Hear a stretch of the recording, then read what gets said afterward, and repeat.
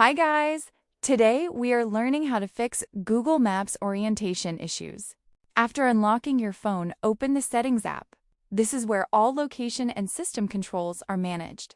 Now scroll down and tap on Privacy and Security. Here you will find all location-related controls. This is important because map orientation depends on location settings.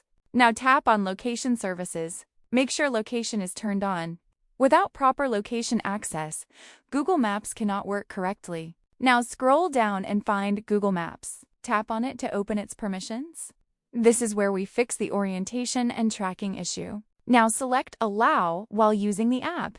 Also turn on Precise Location if available. This helps Google Maps show the correct direction and orientation. If the issue still continues, update or reinstall Google Maps. Sometimes a simple restart also fixes orientation problems. After this, your map will work smoothly and correctly again. And that's how you can fix Google Maps orientation issues easily.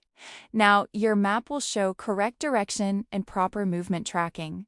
If this helped you, make sure to subscribe and comment for more simple tutorials like this.